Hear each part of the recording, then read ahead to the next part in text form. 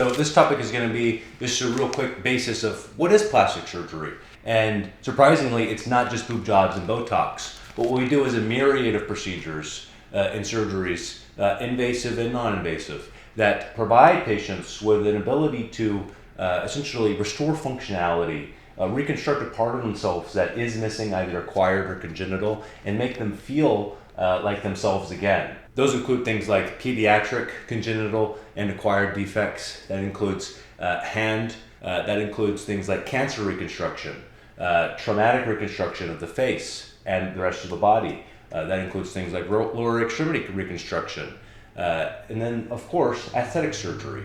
There is a myriad of things that encompasses plastic surgery, and each of those topics can be explained much more in depth, but they're all very exciting and very engaging.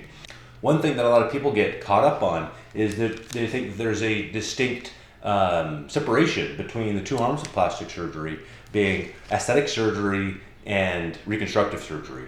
What is important to understand, and this is the beauty of plastic surgery, is that those two sides of aesthetic surgery and reconstructive surgery are inherently linked together. In order to have a great reconstructive outcome, you want it to look good, you want it to have a good functional outcome. If you're doing a lower extremity reconstruction, their new reconstructed leg needs to be able to fit in a shoe or pants. You need to have a functionality with that. That is a huge aesthetic component to reconstruction, and vice versa. Same thing with doing aesthetic surgery. You have to have a great understanding of anatomy. You have to have an understanding of the functionality and the differences in function that you're going to produce by doing something like a rhinoplasty or septoplasty, or doing a facelift. You're going to have to understand the planes through which you're going, the muscles in which you're working with. There's a tremendous amount of interweave between the two, and they really are a synergistic combination, and that's one of the most beautiful things. Originally, I was going to become an orthopedic surgeon because I liked fixing things. Bones are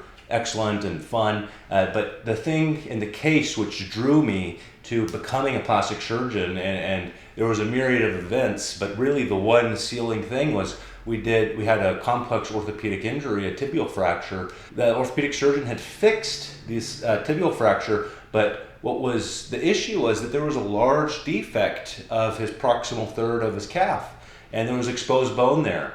And if you have exposed bone, you have a serious problem. There's much more medical things that can go into this, but require an amputation eventually. So despite fixing the bone, you might not necessarily save the leg. But what you're able to do, and what we did do, is cover it with soft tissue, just using a simple gastrocnemius flap, which is a bread and butter workhouse flap of what we do.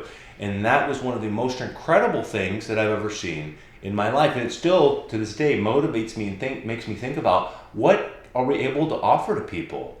Able to offer a return to functionality. This patient didn't have to have an amputation because of a muscle flap which we were able to cover this patient's bone. That's an incredible thing. What are you offering to the patient? That's something that I think about all the time. And it's really what drove me to become a plastic surgeon. It's all about what we're able to do for the patient. What are you able to provide? What positive impact are you able to provide? Restoring someone's functionality, making someone feel whole again, or making them feel whole if they've never felt that way with a congenital abnormality or if it's an aesthetic concern. That is something which is just beyond medicine, and it's a very connecting thing. It's a very meaningful thing, and that's why plastic surgery is, in my opinion, the best field.